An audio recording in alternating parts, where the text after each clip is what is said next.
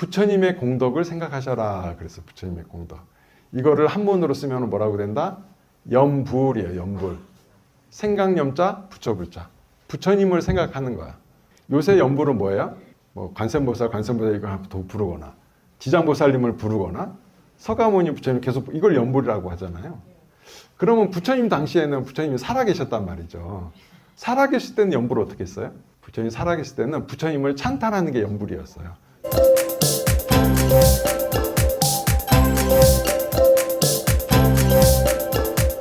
서울에 오기 전엔 또 지방절에서도 주지도 하고 해보니까 지방에서 특히 이제 시골 이런 데서는 어떤 일이 생기냐면 절마다 법회를 안 해.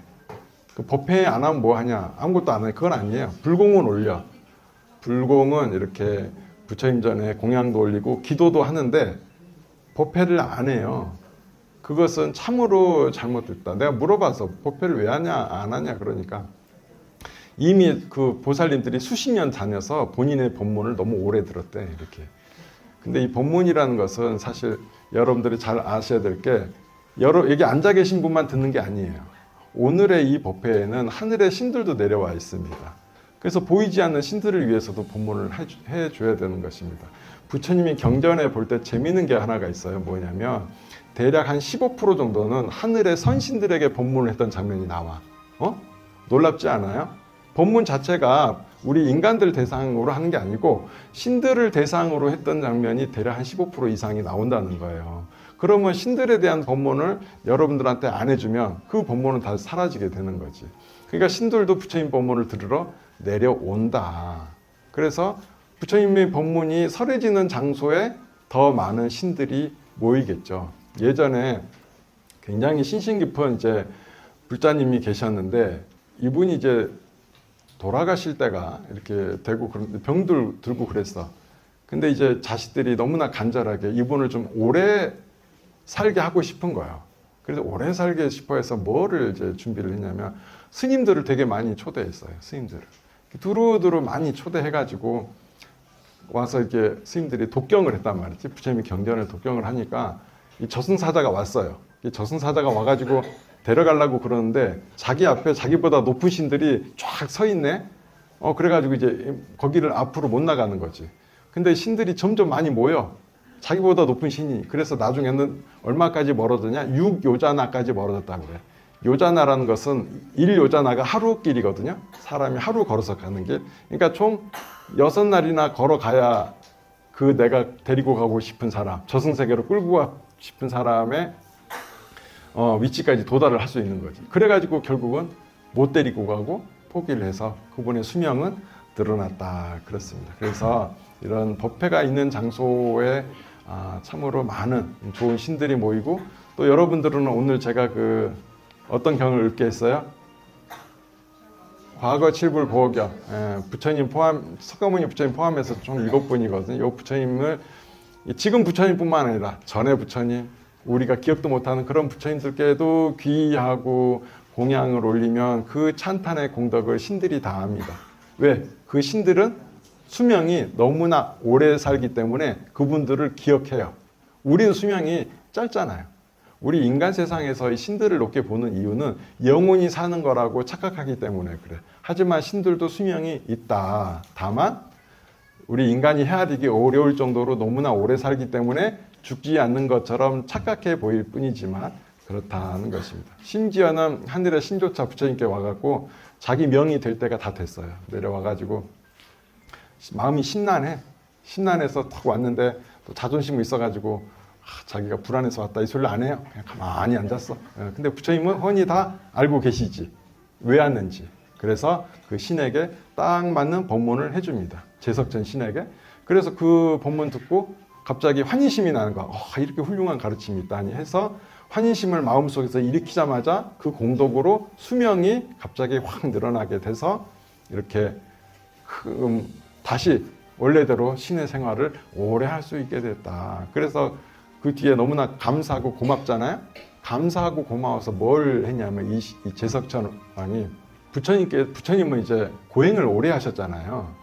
6년 고행했단 말이죠. 6년 고행에 후유증을 좀 겪고 계셔. 몸뚱이가 인간의 몸을 잠시나마 의탁하고 있었기 때문에. 그래서 그 후유증의 병이 뭘로 오냐면 주로 이렇게 배탈이나 이런 걸로 와요. 그래가지고 배탈 설사하고 이러면 사람 나름의 그 오물이 있잖아요. 그걸 누가 치우겠어. 아무도 안 치우려고 할 때 제석천 왕이 인간의 몸을 놔둬가지고 본인이 막 너무나 환하게 웃으면서 기쁘게 다 치우고 부처님 닦아드리고 그랬단 말이죠. 그 간호를 한 기록이 나옵니다. 그 정도로 부처님은 훌륭하신 분이고 법문을 하고 법이 이루어지는 순간에는 모든 신들이 다 이곳에 내려온다는 거 자세히 기억하시기 바랍니다. 자, 오늘은 법문 중에 부처님 법문 말고 우리가 부처님 제자들도 있잖아요. 부처님 제자들 법문을 한번 들어보도록 하겠습니다. 가전년 존자라고 들어보셨어요? 빨리어로는 뭐 까짜나라고도 부르는데 이 가전년 존자 부처님의 10대 제자 가운데 한 분입니다. 이제 그 중에 그 아완띠국이에요. 아완띠국. 당시 부처님 경전이 이제 설해질 때 기록을 보면 아완띠국은 중인도 지방인데 거기에는 남쪽 멀리 외딴 곳이다라고 표현이 돼 있어. 근데 실제로 지금 현재로 보면 한 인도의 중앙부 정도 되거든요. 주로 이제 우리 불교는 북인도 쪽에 있었으니까. 근데 그때로는 남쪽인데 지금으로는 중앙이고. 그리고 왜 그랬냐? 그때는 인도가 전부 다 이렇게 사람이 꽉 차지 않았어요. 그 일종의 거기가 굉장히 변방이었습니다. 변방. 이제 이곳까지 가서 가전윤자는 포교를 합니다. 포교를 하는데 거기서 포교를 한다는 것이 되게 쉬운 일이 아니에요. 왜냐하면 스님들이 잘 없고 되게 힘들어. 땅도 척박하고 심지어는 땅이 막 이렇게 돌들이 많아서 뾰족뾰족하고 그러니까 농사짓기가 힘든 곳이니까 사람이 잘 정착하지 않았던 지역이죠. 이제 그곳에서 이제 포교를 하는데 그 중에 그런 마을이 있어요. 할리티칸이라는 마을이 있어. 이 할리티칸이라는 마을에 그 신신 깊은 장자가 제가 장자 인도 불교 얘기하면 장자라는 말이 많이 나오거든요. 장자가 뭐냐면 말 그대로 장자예요. 그러니까 우리 큰아들이 뭐예요? 장자지. 큰아들이지. 근데 여기에는 큰아들일 뿐만 아니라 그 집안의 가장 대표가 되는 사람 이런 의미까지 포함하고 있어요. 그러니까 문중의 대표 같은 집안의 장손 이걸 이제 장자라고 합니다. 이 장자가 병이 아픈 거예요. 병이 들어가지고 병문안을 갑니다. 이제 스님께서 가전 존자께서 직접 이제 병문안을 가셔가지고 그러니까 이제 환자는 누워 있고 가전 존자는 이제 방문하셨잖아요.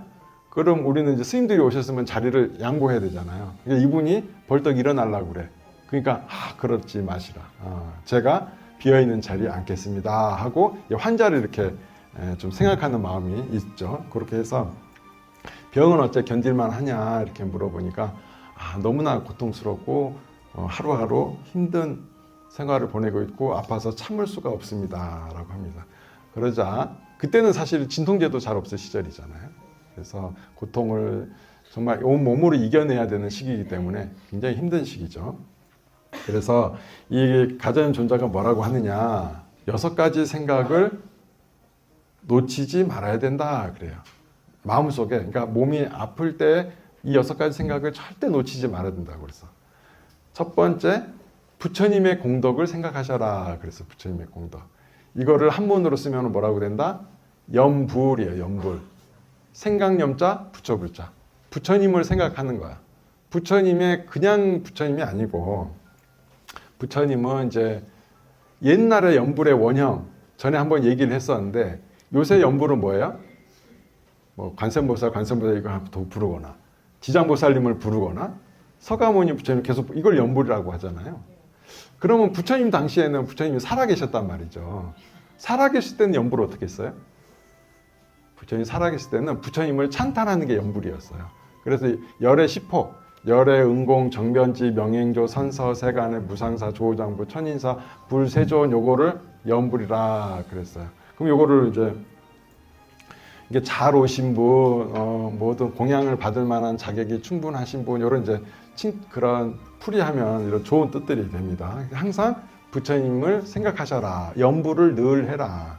자, 두 번째, 부처님의 가르침을 늘 생각해라. 이거를 하면 염법이 되는 거예요.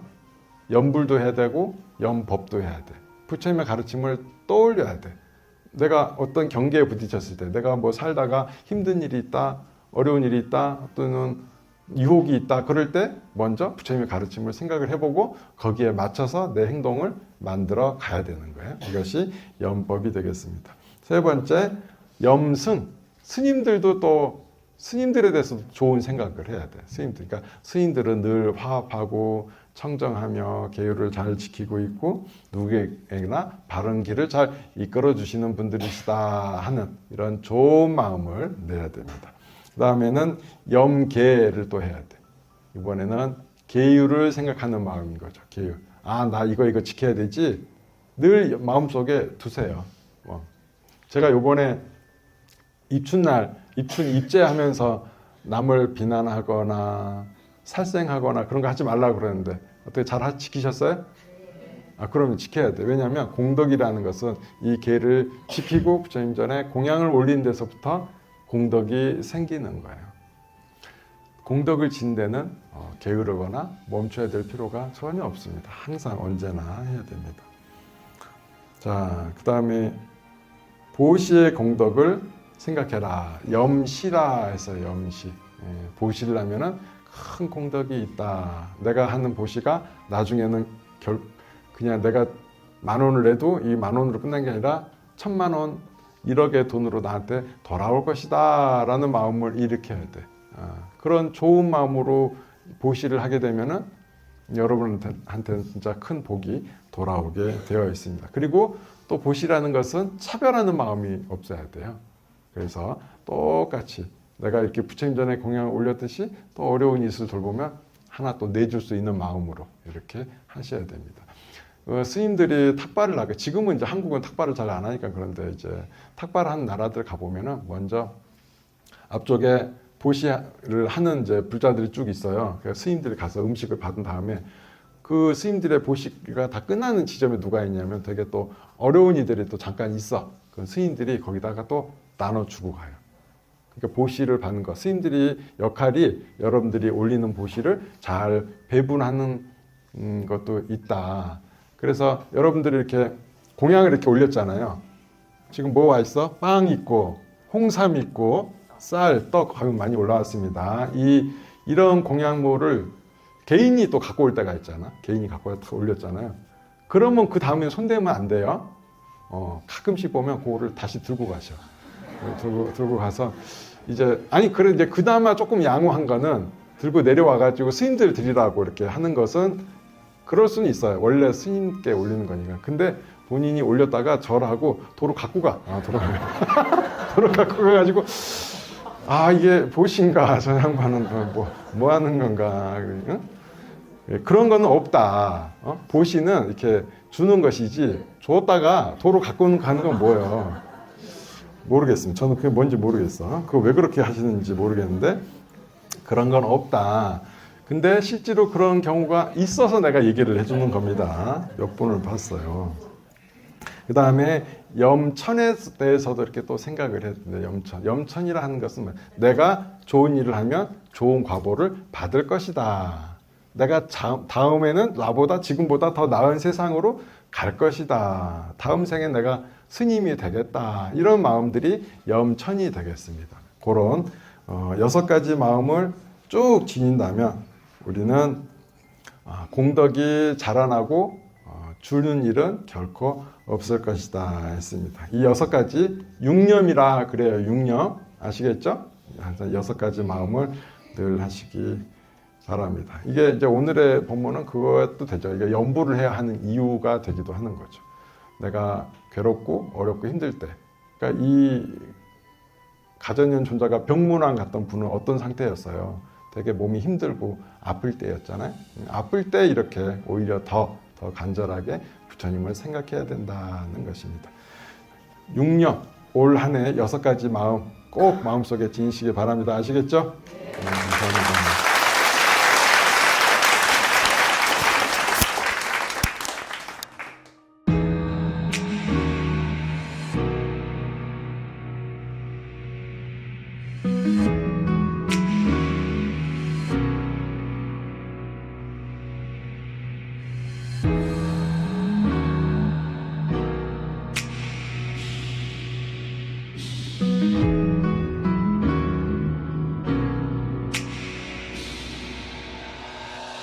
시